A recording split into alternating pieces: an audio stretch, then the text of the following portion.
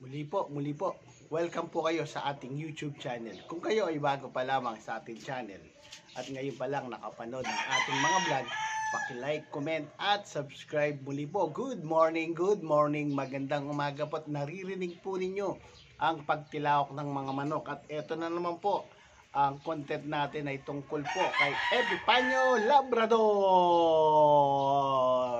Good morning, Epipanyo Labrador. Ikaw na ang pinakasinungaling at hindi nagsasabi ng totoo. Ito po, pakinggan po natin yung vlog ni Tanglaw TV. Kung hindi pa po ninyo napapanood si Tanglaw TV, ayun, pakidalaw po ninyo o puntahan po ninyo yung kanyang YouTube channel. Napakagaling po ni Tanglaw TV na magpaliwanag. Kaya ito po ang sinasabi ko pong vlog ni Tanglaw TV. Ito po. Iba-iba ang sinasabi. Hindi ito credible na pakinggan.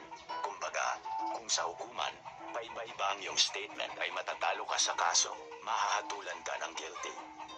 Ayan ang ipapakita natin at patutunayan natin sa video na ito na kung saan itong si Labrador ay doble cara. Susuriin din natin kung credible ba siya. Maging ang mga sinasabi niya ay dapat bang paniwalaan o chismis lamang. Kamakailan ay muli siyang nagpakalat ng fake news at matinding pagtuligsa, pag-akusa laban sa Iglesia ni Cristo at sa pamamahala. Dito ay idinadawit na niya INC sa pagpatay kay Percy Lapid na isang broadcaster. Inutusan daw di umano ng INC si General Bantag na ibigay daw ang ulo kay Duterte dahil sa malaki daw ang pakinabang ng INC kay Duterte. Subalit, bago niya ipinalabas ang paratang niyang ito, ay panuorin muna natin ang kanyang video na dito ay ipinahayag niya ang kanyang pagsuporta kay General Bantag. Panuorin natin. Sa panawagan ng ilan nating mga kapatid at sa mga kasamahan ng aking ama ng mga BJMP, no? Sa totoo lang, hindi ko nabanggit sa inyo na ang aking ama ay isang BJMP personnel, no?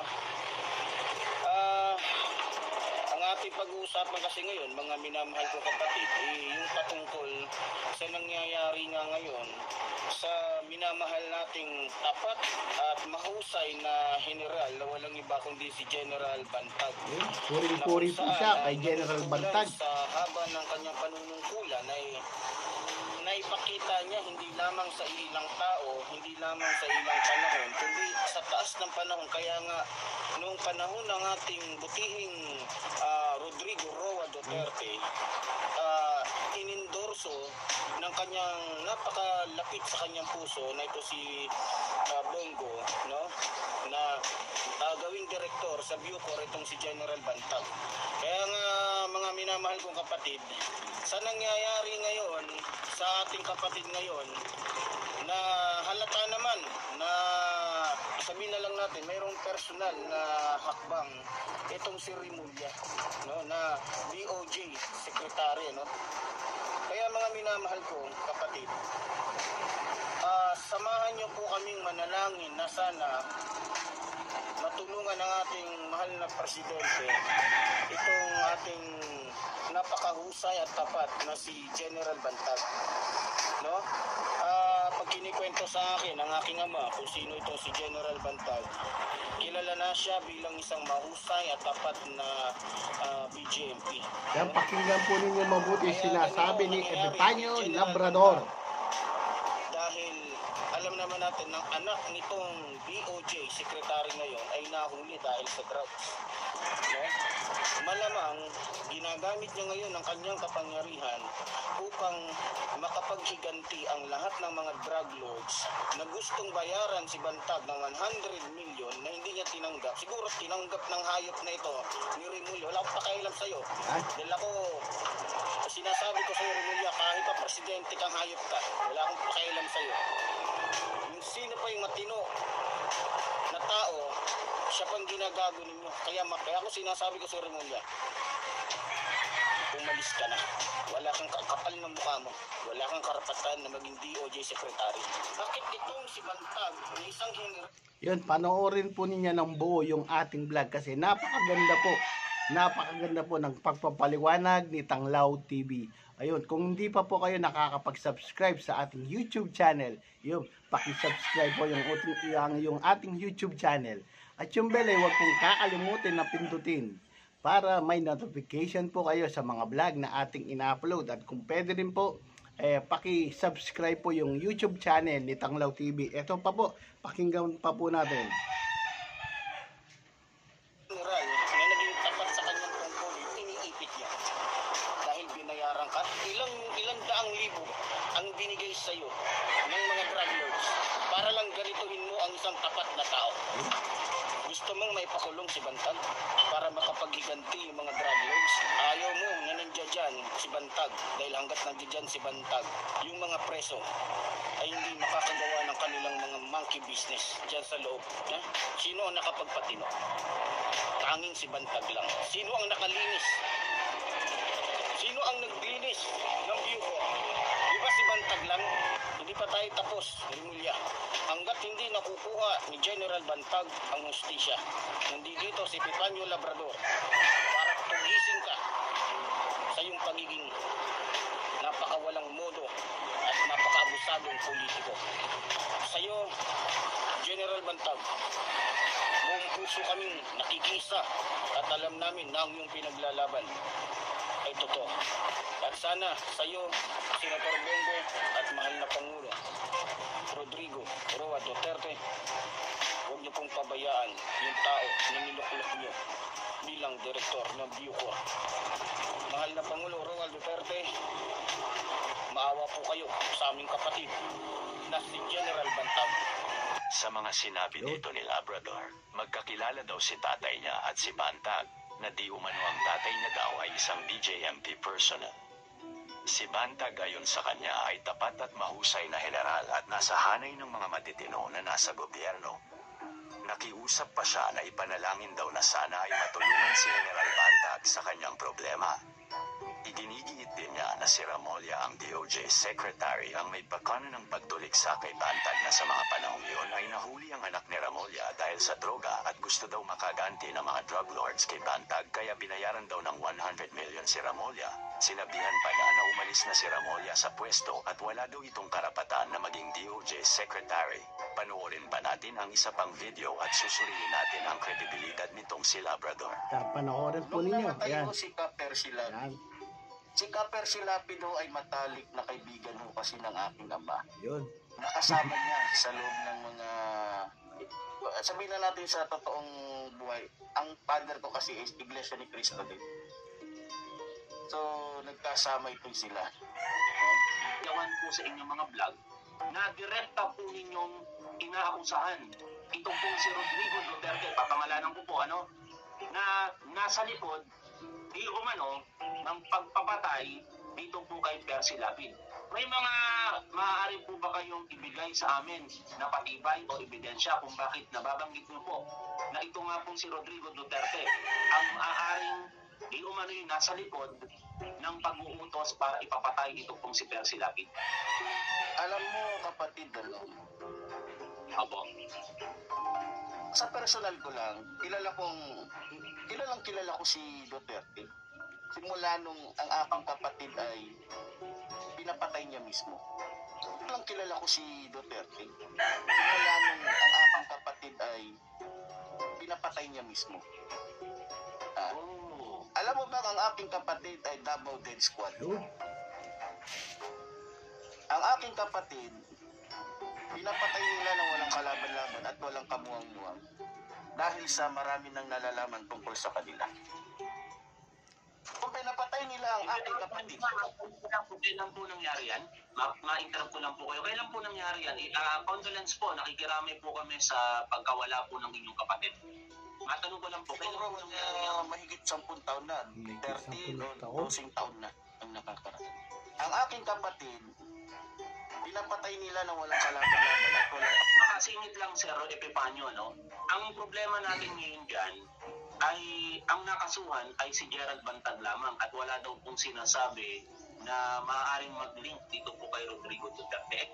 Tingnan nyo ha, nung si Bantag ho ay natuklasan na siya ang nagpapatay dito kay Kaper Silapid, agad ho siyang nawala. Ngayon ang tanong, nasaan ba si Bantag? Sino ba ang nagtatago ba siya o itinatago? Ay Kaya hindi ako nagdadalawang isip na siya ang nagpatira kay Kapper Silapid. Bakit? Unang-una po, kung titignan nyo yung mga banat ng ating ginagalang na Kapper Silapid, lahat po ng sinasabi doon ni Kapper Silapid laban po ay Rodrigo Roa Duterte ay halos 99% ay punong-puno po ng katotohanan. 99%. Kaya, tandaan ninyo, ang nag-appoint kay Bantag ay si Rodrigo Roa Duterte. Yan, pakinggan ninyong mabuti nag-appoint. Ngayon, si Duterte ang ulo, si Bantag ang gumalaw. Wala ho yung pinagkaiba sa naging buhay ni Las Cañas kay Duterte. Dito naman sa video na ito ay sinasabi niyang magkakilala daw ang tatay niya at si Percy Lapid. Ang tatay daw ni Labrador ay INC at matalik na kaibigan daw ng kanyang ama. Hindi ba kapansin-pansin na ang mga sinasabi nitong si Labrador ay kaduda-duda na kanina? Magkakilala daw si tatay niya at si Bantag. Ngayon naman ang kakilala ni tatay niya ay si Percy Lapid at nagkasama din daw itong dalawa dahil sa INC daw ang tatay niya. Halatang gumagawa lang ng istorya itong si Labrador. Ang gawa-gawang istorya ay hindi credible source, hindi reliable source, kundi ito ay chismis lamang. Ang chismis ay walang katotohanan at kapag ang pag-uusapan ay sa korte, hindi tinatanggap ang ganyan. Dito din sa video, ang itinuturo na niyang nagpapatay daw kay Percy Lapid ay si Duterte at inutusan daw si Bantag. Nung hinahanapan siya ng katibayan o katunayan ay wala naman siyang ebidensya. maipakita. Sa halip ay sinabi na lang niyang may kapatid siyang ipinapatay ni Duterte. Hindi ba? Yun, sa mga sumusuporta po o sa mga followers po ni Epifanio Labrador. Yung panoorin niyo po mabuti, pakinggan niyo pong mabuti yung vlog. Excuse me po. Panoorin niyo pong mabuti yung vlog ni Tanglaw TV. Napakagaling po ni Tanglaw TV na gumawa ng mga vlog. Kaya kanina pinapanood ko po yung vlog niya. Sabi ko, mai-vlog din nga ang vlog ni Tanglaw TV kasi super na sinungaling po. Na sinungaling po ni Epifanio Labrador. Magaling po siyang gumawa ng kwento. Dapat po dito sa pinikula po to, magaling po siyang gumawa ng script writer po ba tawag doon? Kaya sa mga followers po, sa mga sumusuporta kay Epifanio Labrador, magising na kayo. Ayun. Si Epifanio Labrador kapag nagsasalita, walang ebidensya. 'Di ba? Kapag nagbibintang siya sa alinmang mga politiko, sa iglesia man, wala siyang mapakitang ebidensya. Kami na nagbablog laban kay Epifanio Labrador, kitang-kita nyo po ang ebidensya. Yung sinasabi kong ebidensya, kay Epifanio mismo nagmumula. Kaya yun po ang talagang ebidensya. Ito, pakinggan pa po natin si Epifanio Labrador. Nagbago na ang statement niya. Kanina sinasabi niya na si Bantag ay tapat, mahusay at matino at ang itinuturo niyang may pagkano sa pagkamatay ni Percy ay si Remulla. Kanina din sinasabi niya din ang paghanga niya kay Pangulong Duterte pero ngayon naman ay pinagbibentangan niyang nagpapatay naman sa kapatid niyang member daw ng Davao Death Squad. Pinapatay daw na walang kamuwang-muwang, sabay sabing pinapatay daw dahil sa madami ng nalalaman. Hindi ba yon ay salungatan? Ang walang kamuwang-muwang ay inosente tapos sasabihin niya pinatay ang kapatid niya dahil madami ng nalalaman. Bokya.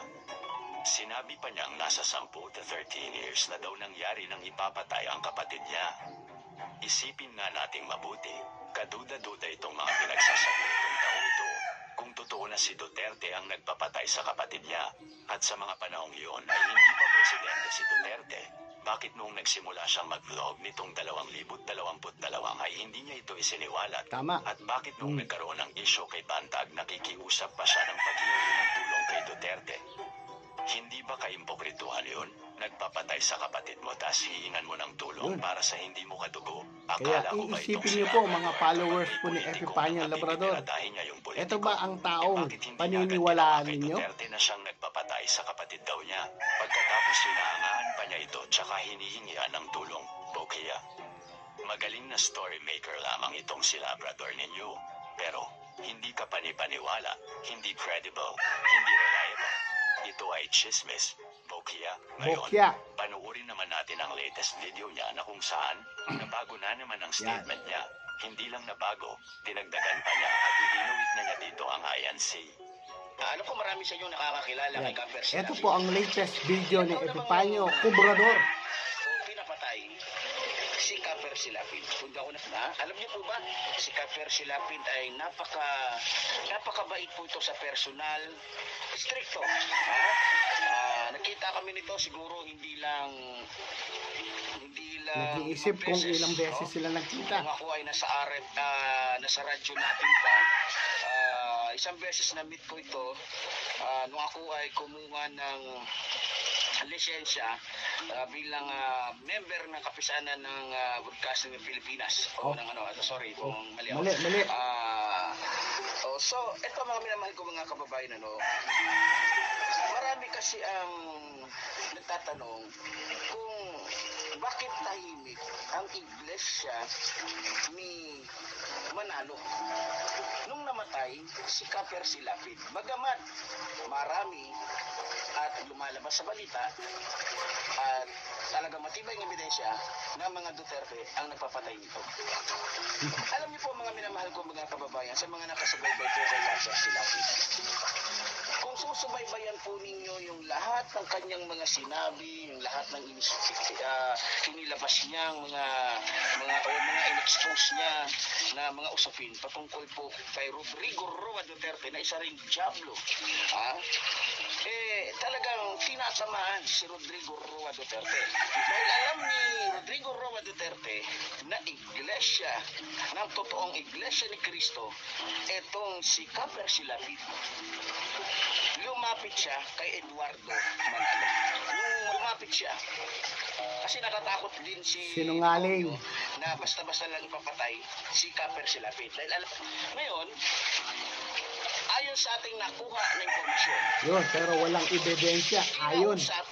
Ayon, ha? Duterte na kung pwede, ibigay yung ulo ni Kaper Silapid sa kanya.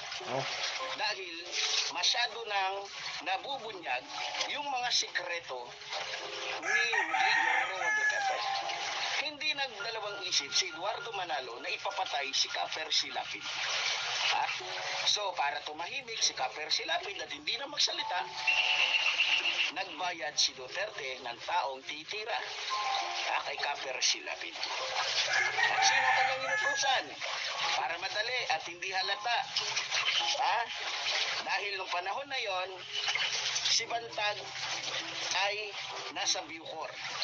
Eto, si Bantag ay kilala natin na kuno ay istrikto katulad ni Bato de la Rosa, nagalit sa droga, etc. etc. Bakit ba nasama sa usapin natin itong si Bantag? Ganito po kasi yan. Nung pinlano na ng dalawang Mongoloid na ito, ni Eduardo Manalo at ni Duterte. Ito, hindi Mongoloid to. Super Mongoloid to. Naisip nila na si Bantag ang utusan.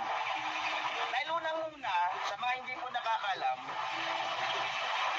si Eduardo Manalo po ang nag-request, humingi ng pabor kay Duterte na italaga ito sa puso. Ngayon, walang magagawa itong si Bantag dahil malaki ang utang na loob niya una-una kay Eduardo Manalo. Dahil kung hindi dahil kay Eduardo Manalo, na isang Mongoloid na nag-request, humingi ng pabor, alam na mga Iglesia ni Cristo, di ba? Yun, di ba? Nung una pa lang talagang papalit-palit na po ng statement. Papalit-palit na po ng sinasabi si Epipanyo Labrador. Ito ba ang vlogger na paniniwalaan ninyo? Ito ba na super makagawa ng mga kwento na hindi totoo? Pakinggan pa po natin. Dahil hindi makatanggi si Bantag, naisipan ni Bantag na magpalabas ng isang kriminal na wala nang pag-asang makalaya para utusang humanting o para utusang ipapatay si Kaper Silapid. So, pagkatapos noon, marami nang nangyari. So, para hindi na masyado mataas, sa madaling salita, minanipula nila. Minanipula. Ngayon, dahil malakas ang ebidensya na si Bantag ang nagpapatay, na kung saan dahil sa utos ni Rodrigo Roa Duterte at Eduardo Manalo, itinago po ng iglesia ni Eduardo Manalo na Diablo si Bantag. Kaya, bakit hindi makita si Bantag? Ha? Bakit hindi makita si Bantag? Nasa Amerika ba siya? Nasa ibang bansa ba siya? Tinatago ba siya ni Rodrigo Roa Duterte o ng iglesia ni Eduardo Manalo na Diablo? Ayon po sa ating nakalat na informasyon, Ayun. na ayon din May- sa mga membro ng tunay na iglesia ni Cristo, May mga impormasyon daw siya, pero wala siyang sapat na ebidensya. Kaya sabi ko nga po sa mga followers, sa mga supporter, sa mga subscriber po ni Epipanyo Labrador, ito ba ba ang taong paniniwalaan ninyo? Na nung una, kampi siya kay Bantag. Nung una, kampi siya kay Duterte. Tapos, doon sa sumunod na vlog siya, galit naman siya. Pabago-bago po ng sinasabi si Epipanyo Labrador. Ako po, ang masasabi ko lamang po kay Epipanyo Labrador, tanggalin mo na yung face mask mo, kapatid. Tanggalin mo na yung face mask mo, Brad. Tanggalin mo na yung face mask mo, pare. Kaluguran, lako mo na yung face mask mo, ngalten. Manibat kanita, panay kang mag-face mask. Mo na piniping face mask mo, yamong niya. Yako yan. Mila ko na itang bungi ko. Hila ko na itang bungi ko, pero pa mo rin mag-face mask. Kakarang pong manalbek ang YouTube channel ko. Nung ikaw pa po makakapag-subscribe o nung ikaw pa po makakapag-subscribe kang YouTube channel ko, paki-subscribe po yung YouTube channel ko. At itapong bell, ay po kakalimutan pindutin. Ay po kakalimutan kalampangan. Bangatin ko pong notification sa rin vlog ko. O hindi po, pakiramdaman tayo pong pasibayo, Epipanyo Labrador. Ito po, panoorin po natin pakinggan. Uli si Epipanyo Labrador. Ito po. na kay Eduardo Manalo at tinatago Eduardo Manalo si Bantag. Yan ang katotohanan, mga minamahal ko mga kababayan. Nasaan ba si Bantag? Sino ba ang nagtatago ba siya o itinatago? Natural, itatago mo na siya ng mga Duterte. Kasi, Dito sa huling video niya ay kapansin-pansin na itong si Labrador ay halatang gumagawa na lang ng kwento. Hindi consistent sa mga sinasabi. May tinitignan sa ibaba na parang nagbabasa ng script. Sa kanya ding mga pahayag, mahahalata na pinag-iisipan pa niya ang mga sinasabi niya. Hindi ba kapag ang isang tao ay sigurado sa mga sinasabi, consistent ang mga sinasabi, tuloy-tuloy at hindi na pinag-iisipan ang mga sasabihin, kumbaga bawat detalye ay alam mo na ang sasabihin mo. Masasabi ba natin credible kung ang mga sinasabi kong ito ay inaccurate at hindi consistent? Masasabi ba natin totoo ang sinasabi ni Labrador kung hindi naman siya mismo ang nakasaksi o nakarinig? Ang credible ay convincing, kapani-paniwala at mapagkakatiwalaan. Itong si Labrador, napanood natin sa 3 videos, hindi siya credible dahil sa pabago-bago ang kanyang mga statement. Ang pabago-bago ng statement ay hindi kapani-paniwala. Mayroong siyang pagdaragdag sa mga sinasabi niya. Ang ganon ay chismis. Dapat bang paniwalaan ang mga sinasabi niya? 100%, hindi. Isa siyang doble cara. Isa siyang sinungaling. Sa unang video niya, pinupuri niya si Bantag at si Duterte na halos sambahin niya ang dalawang ito. Sinabi pa niyang ang nagpa-appoint kay Bantag ay si Bongbong. Sa pangalawang video niya, pinagbibintangan na niya si Bantag at Duterte at matindi na ang paninirang sinabi niya sa dalawa. Sa pangatlong video, idinawit na niya ang iglesia at si Kay Eduardo Manalo at sinabing siya din ang nagpa-appoint kay Bantag kay Duterte at isinama na niya sa ibinibintang niya kay Bantag at Duterte. Sinabi pa niyang ang nagtatago daw kay Bantag ay si Duterte. Iniba na naman niya ito. Ang nagtatago daw kay Bantag ay si Kay Eduardo. Paiba-iba ng statement. Talagang hindi credible. Kung gayon mga katanglaw, napatunayan natin sa video na ito na itong si Labrador ay gumagawa-gawa lang ng istorya. Ang mga sinasabi niya ay kaduda-duda. Hindi ka panipaniwala at hindi dapat tangkilikin ang channel niya at mga videos niya. Kaya sa mga nakasubscribe kay Labrador, Yun. maawa kayo sa sarili nyo. Mag-unsubscribe na kayo. Niloloko niya lang ang taong bayan. Huwag kayong magpapaloko sa taong ito. Ang taong yan ay criminal, wanted sa kasong qualified theft. Huwag kayong pauto sa kanya. Ang masasabi ko lang, habang pinapanood nyo ang videos niya at pinatangkilik ang channel niya, tinutulungan nyo lang ang isang criminal. Maraming salamat po. Ayun, napakinggan po natin, napanood po natin yung vlog ni Tanglaw TV. Sabi ko nga po, napakagaling magpaliwanag. Napakausay na gumawa ng content ni Tanglaw TV. Kaya sa mga hindi pa po nakakapag-subscribe o kung hindi nyo pa po napapanood yung mga vlog ni Tanglaw TV, yun, punta po kayo sa channel niya, Tanglaw TV, at sigurado maliliwanagan po kayo sa mga issue tungkol po kay Epifanio Labrador. Kung kayo ay bago pa lamang sa aking channel at ngayon pa lang po nakapanood ng ating mga vlog, paki-like, comment at subscribe po. Muli po, maraming salamat po sa mga nanonood.